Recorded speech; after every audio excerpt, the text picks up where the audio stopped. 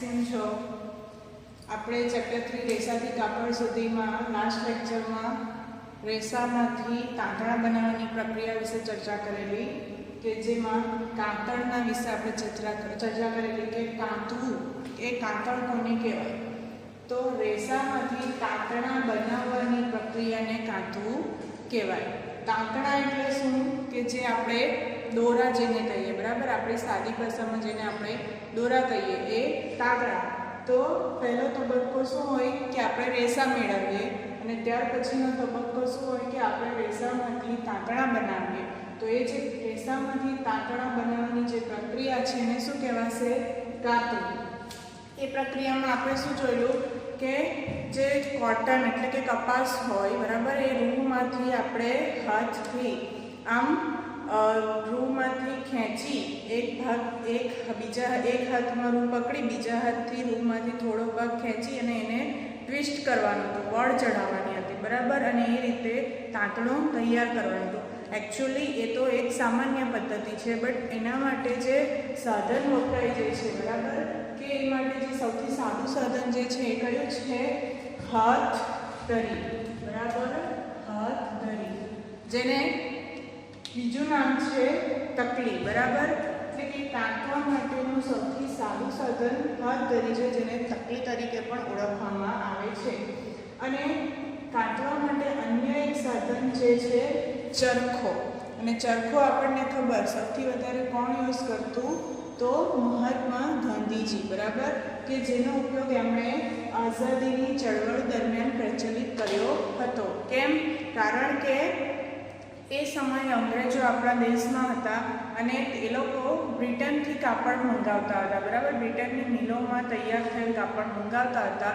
તો ગાંધીજીએ લોકોને પ્રોત્સાહિત કર્યા કે બ્રિટનની મિલોમાંથી કાપડ જે મંગાવે છે એ વાપરવાના બદલે આપણે જાતે જ આપણા દેશમાં સ્વદેશી કાપડ જાતે વણીને તૈયાર કરવું અને એ જ કપડાનો યુઝ કરવો, બરાબર. તો જ આપણા દેશની ઇકોનોમી આપણા પાસે રહેશે, આપણી મૂડી આપણા પાસે રહેશે અને આપણે આઝાદી માટે લડત લડી શકીશું, બરાબર.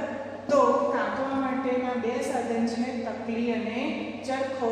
પૂછાઈ શકે તમને ક્વેશ્ચન તરીકે કે કાંતણ માટેના સાધનો જણાવો, તો તકલી અને ચરખો, બરાબર. હવે આપણે આજે બીજા તબક્કા પર જઈશું, બરાબર. પહેલો તબક્કો શું આવશે? રેસામાંથી તાંતણા બનાવવાનું. હવે તાંતણામાંથી કાપડ તૈયાર કરવાનું. તો તાંતણામાંથી જે કાપડ તૈયાર કરવાનું, આ કયો તબક્કો કહેવાશે? બીજો તબક્કો, જેના માટેની મુખ્ય બે રીતો છે. કઈ કઈ? વણાટ અને ગૂંથણ, બરાબર. તાંતણામાંથી કાપડ તૈયાર કરવા માટેની મુખ્ય બે રીત છે, વણાટ અને ગૂંથણ. સૌપ્રથમ આપણે જોઈશું વણાટ. તો વણાટ એટલે શું? કે જે પદ્ધતિ દ્વારા તાંતણાના બે જૂથ એક સાથે ગોઠવાઈને કાપડ બનાવે તેને વણાટ કહેવાય. એટલે કે આપણે જોઈએ, ધારો કે આપણા કાપડ જોઈએ તો આપણને ઝીણા નાના અંદર હોલ્સ જેવા દેખાય. એવું કેમ હોય? કારણ કે આપણું જે કાપડ તૈયાર થાય છે એ એક જ તાંતણાનું તૈયાર થતું નથી, પરંતુ એક કરતાં વધારે તાંતણામાંથી કાપડ તૈયાર થતું હોય છે. ખાસ કરીને ઓછામાં ઓછા બે તાંતણાનો તો ઉપયોગ થતો જ હોય, પરંતુ આપણે તો ઘણા બધા રંગીન કપડાં પહેરીએ એટલે એની અંદર તો ઘણા બધા તાંતણા યુઝ થતા હોય, પણ સામાન્ય રીતે જોઈએ તો એટલીસ્ટ ઓછામાં ઓછા બે તાંતણાનો ઉપયોગ વણાટની પદ્ધતિ માટે થતો હોય છે. જો તમે ધ્યાનથી બારીકાઈથી જુઓ તો આપણા કાપડની અંદર આપણને નાના હોલ્સ જેવા દેખાય, એકદમ, બરાબર, ચોરસ ખાના જેવા, સ્ક્વેર જેવા દેખાય. એ એકચ્યુઅલી વણાટની પદ્ધતિથી તૈયાર થયેલ કાપડ જ છે, બરાબર. કે જેમાં જે વણાટની પદ્ધતિ જે છે, બરાબર, એની અંદર કેવી રીતનું કાપડ તૈયાર થાય? તો ચટાઈ જેવી રચના થાય. તમને બધાને ખબર હશે ચટાઈમાં કેવું હોય. આપણે લોકો ચટાઈ છે, ત્યાર પછી વાંસના ટોપલા આવે છે, બરાબર. એમાં તમે જોયું હશે કે આપણે એક ભાગ જે છે ઉપરથી પટ્ટી જતી હોય અને એક ભાગ એની નીચેથી જતો હોય, બરાબર. એ રીતે ચટાઈ જેવી રચના તૈયાર થતી હોય. તો એ જ વસ્તુ અહીંયા આપ્યું છે, તમારી બુકમાં એક પ્રવૃત્તિ આપી છે, બરાબર, કે જેનો મેં જેમાં બે એકચ્યુઅલી અલગ અલગ કાગળ લીધા છે.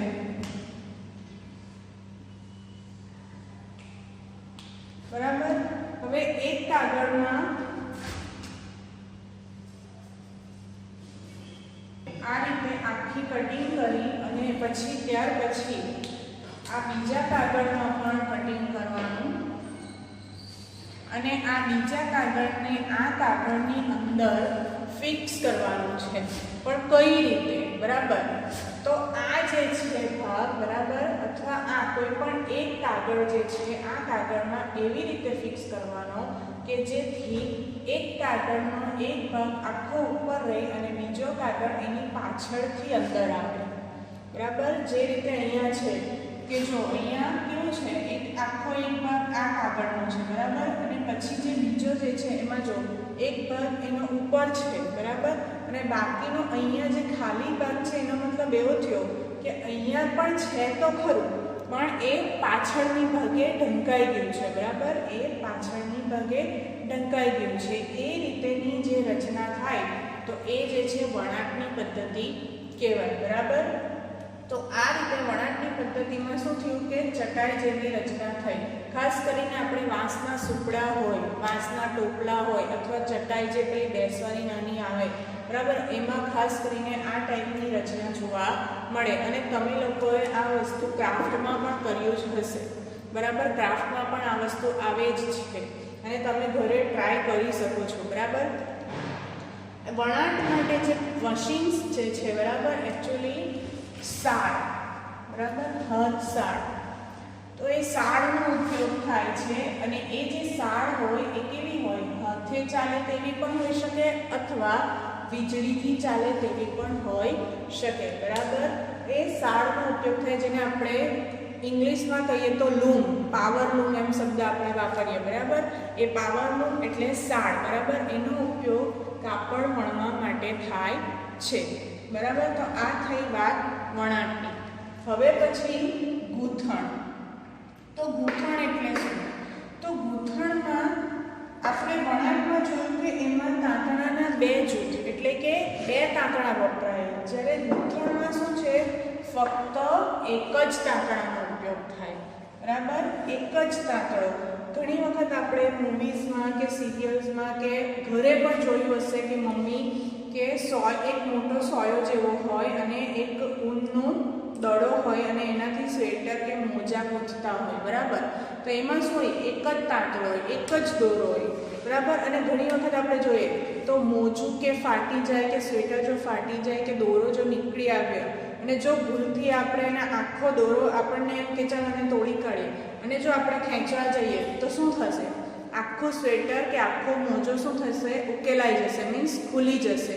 એવું કેમ થાય? કારણ કે એની અંદર ફક્ત એક જ તાંતણાનો કે એક જ દોરાનો ઉપયોગ થયેલો હોય એટલા માટે. બરાબર. મોજા છે, સ્વેટર છે, શોલ છે, બરાબર, મોટે ભાગના જે ગરમ કપડાં છે, ઊનના કપડાં મોસ્ટ ઓફલી, બરાબર, તે બધા આ ગૂંથણની મદદથી જ તૈયાર થતા હોય છે. અને એ જે ગૂંથણ જે છે એ મશીન દ્વારા પણ કરવામાં આવતું હોય છે. બરાબર. તો આ થયું વણાટ અને ગૂંથણ. તાંતણામાંથી કાપડ બનાવવાની બે પદ્ધતિ, વણાટ અને ગૂંથણ, જેમાં વણાટમાં બે તાંતણાનો ઉપયોગ થાય જ્યારે ગૂંથણમાં એક જ તાંતણાનો ઉપયોગ થાય. વણાટમાં બે તાંતણાના જૂથ એકબીજા સાથે ઉપર નીચે એવી રીતે ગોઠવાય કે જેથી ચટાઈ જેવી રચના તૈયાર થાય. જ્યારે ગૂંથણમાં એવું કશું હોતું નથી, પરંતુ એક જ તાંતણાનો ઉપયોગ થવાના લીધે જો આપણે ભૂલથી કપડામાંથી તાંતણો ખેંચી લઈએ તો આખું કાપડ ઉકેલાઈ જાય. વણાટ માટે જે વપરાતું સાધન જે છે તે હાથ સાળ અથવા હાથ સાળ છે કે જે હાથથી પણ ચાલતું હોય અથવા વીજળીથી એટલે કે યાંત્રિક પણ હોય. ગૂંથણમાં મોસ્ટ ઓફલી આપણે જોઈએ તો સોયાનો ઉપયોગ કરતા હોય અથવા અત્યારના સમયમાં આધુનિક સમયમાં એ ગૂંથણ મશીન દ્વારા પણ કરવામાં આવતું હોય છે.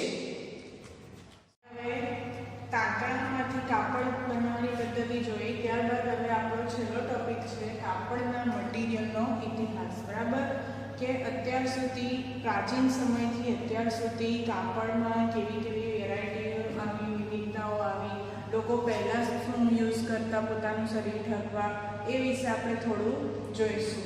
તો આપણને ખબર કે પહેલાંના સમયમાં, પ્રાચીન સમયમાં એટલે કે આદિમાનવોના સમયમાં લોકો પોતાનું શરીર ઢાંકવા શું કરતા? તો વૃક્ષની છાલ છે, મોટા પાંદડા છે, બરાબર કે પ્રાણીઓના ચામડા છે, અથવા તો એમની રૂંવાટી જે છે, બરાબર, એનો ડાયરેક્ટ જ એ લોકો પોતાના શરીર પર વીંટાળીને પોતાનું શરીર ઢાંકતા. વૃક્ષની છાલ એટલે આપણને ખબર કે જે થડ આવે, બરાબર, કે એના જે થડને છોલીને જે છાલ જેવી નીકળે એ. ત્યાર પછી મોટા મોટા પાંદડા, જેમ કે કેળાના પાન હોય એ કેટલા મોટા હોય, તો એવા મોટા પાંદડાવાળા જે વૃક્ષ હોય તો એ પાંદડાનો ઉપયોગ કરતા. અથવા તો શિકાર, પ્રાણીઓનો શિકાર કરીને એમના જે ચામડા કે રૂંવાટીનો ઉપયોગ કરતા હતા. ત્યારબાદ કૃષિ સમુદાય. કૃષિ સમુદાય એટલે ખેતી. ખેતીનો જ્યારે વિકાસ થયો, ખેતી વિકાસ થયા બાદ લોકો શું કરતા થયા, શું શીખ્યા કે કુમળી કૂપણો જે હોય અને ઘાસ જે હોય એને ગૂંથણ કરીને, બરાબર, ગૂંથણ કરીને એ લોકો એમાંથી સાગડી અને ટોપલા બનાવતા શીખ્યા, જે હજી પણ પ્રચલિત છે. આપણે જોઈએ ડાંગ, આહવા બાજુ, બરાબર, વાંસદા બાજુ જે આપણે વાંસના ટોપલા કે વાંસની બધી વેરાયટીઝ જોઈએ છે, બરાબર, એ શું છે? એ એકચ્યુઅલી આ જ છે કે ગૂંથણ કરીને વાંસમાંથી સાગડીને ટોપલા બનાવવામાં આવે છે, જે પ્રાચીન સમયથી હજી પણ ચાલતું આવેલું છે. ત્યાર પછી વેલા જે છે, બરાબર, લાંબા લાંબા વેલાઓ આવે કે પ્રાણીઓની રીવાટી આવે તો એને એકબીજા સાથે વીંટાળીને એ લોકો તાંતણા તૈયાર કરતા અને એ તાંતણામાંથી પછી કાપડ બનાવતા. ભારતમાં પ્રાચીન સમયમાં ગંગા નદીના કિનારે, બરાબર, ગંગા નદીના કિનારે કપાસની ખેતી થતી હતી. તો એ કપાસની ખેતીમાંથી એ લોકો એ કપાસમાંથી કાપડ તૈયાર કરતા અને એનો ઉપયોગ પહેરવા માટે કરતા. આ તમને ખાલી જગ્યા કે MCQમાં પૂછાઈ શકે, બરાબર. તો ભારતમાં ગંગા નદીના કિનારે કપાસની ખેતી કરવામાં આવતી હતી. ત્યાર પછી પ્રાચીન ઇજિપ્ત. ઇજિપ્ત એટલે આપણને ખબર પિરામિડ, બરાબર. ઇજિપ્ત શેના માટે ફેમસ છે? પિરામિડ. તો એ પિરામિડ જે છે ક્યાં છે? ઇજિપ્તમાં. તો એ પ્રાચીન ઇજિપ્તમાં જે નદી છે, નાઇલ નદી, વિશ્વની સૌથી મોટી નદી, સૌથી લાંબી નદી જે છે નાઇલ નદી, એની નજીક કપાસની સાથે શણની ખેતી કરવામાં આવતી હતી, બરાબર. એ શણની ખેતી કરવામાં આવતી હતી અને એનો ઉપયોગ પછી લોકો કાપડ બનાવવા માટે કરતા હતા. આ પણ ખાલી જગ્યામાં પૂછાઈ શકે કે પ્રાચીન ઇજિપ્તમાં કઈ નદીના કિનારે શાની ખેતી કરવામાં આવતી? તો નાઇલ નદીના કિનારે શણની ખેતી કરવામાં આવતી હતી. ત્યાર પછી પહેલાંના સમયમાં જ્યારે કંઈ એટલી શોધ નહીં થયેલી, ટેકનોલોજીનો વિકાસ નહીં થયેલો હતો, એટલે કે સીવવાની કલા બી લોકોને ખબર નહીં હતી, લોકોને સીવતા આવડતું નહીં હતું, તો ત્યારે લોકો શું કરતા? તો પોતાના શરીરને ઢાંકવા એ લોકો જે બી કંઈ કાપડ હોય એને ડાયરેક્ટ જ વીંટાળી દેતા, બરાબર, અને એ રીતે શરીર ઢાંકતા. અને જ્યાર પછી સીવવાની સોયની શોધ થયા બાદ વિવિધ જાતના આપણે કપડાં આજે પણ પહેરીએ છીએ, પહેલેથી પહેરતા આવ્યા છે અને અંદર નવી નવી વેરાયટીઓ આવતી છે. જેમ કે અત્યારે જોઈએ તો મોસ્ટ ઓફલી આપણે ડિઝાઇનર કપડાં પહેરીએ, બરાબર. તો એ સીવવાની શોધ થયા, સોયની શોધ થયા બાદ, ટેકનોલોજી વિકાસ થયા બાદ, પરંતુ આજે પણ હજી આપણે જોઈએ તો અમુક કપડાં એવા છે કે જેને આપણે સીવડાવવા વગર જ પહેરીએ છીએ. જેમ કે સાડી જે છે, બરાબર, આપણે સાડી સીવડાવતા નથી, ડાયરેક્ટ જ વીંટાળી દઈએ. ધોતી ડાયરેક્ટ વીંટાળી દઈએ, લુંગી ડાયરેક્ટ જ હોય, પાઘડી ડાયરેક્ટ જ વીંટાળી દઈએ, બરાબર. તો એવા હજી પણ અમુક કપડાં છે કે જેનો આપણે સીવ્યા વગર ડાયરેક્ટ વીંટાળીને જ ઉપયોગ કરીએ છીએ. તો આ થયો આપણો આ ચેપ્ટર રેસાથી કાપડ સુધીનું, કે જેમાં આપણે બે વનસ્પતિજ કુદરતી રેસા, બરાબર, શણ અને કપાસ વિશે જોયું. ત્યાર પછી એમાંથી તાંતણા કેવી રીતે તૈયાર થાય અને તાંતણામાંથી કાપડ કેવી રીતે તૈયાર થાય એ જોયું, બરાબર. તો એકચ્યુઅલ સાચું જે આપણને મેઇન જે છે કે ભાઈ રેસામાંથી કાપડ બનાવવાની પ્રક્રિયાનો સાચો ક્રમ શું? તો જે છે પહેલાં શું હશે કે આપણે વનસ્પતિ છે, પ્રાણી છે, કોઈ બીમાંથી પહેલાં શું મેળવશું? રેસા મેળવશું. એ રેસામાંથી પછી એના શું બનશે? તાંતણા બનશે, એટલે કે દોરા બનશે. ને એ પછી છેલ્લે શું તૈયાર થશે? કાપડ તૈયાર થશે. તો રેસાથી કાપડ સુધીનો જે ક્રમ જે છે તે આ સાચો ક્રમ છે. બરાબર. તો અહીં આપણું આ ચેપ્ટર પૂરું થાય છે. આની સાથે હું તમને આ ચેપ્ટરને લગતા ક્વેશ્ચન આન્સર કે બીજી જે પણ પીડીએફ મોકલીશ એ તમારે ફેર બુકમાં નોટ કરી અને એ ફેર બુકમાં લખી અને એનો પિક્ચર પાડીને વોટ્સઅપ ગ્રુપ પર મોકલવાનું રહેશે. Thank you.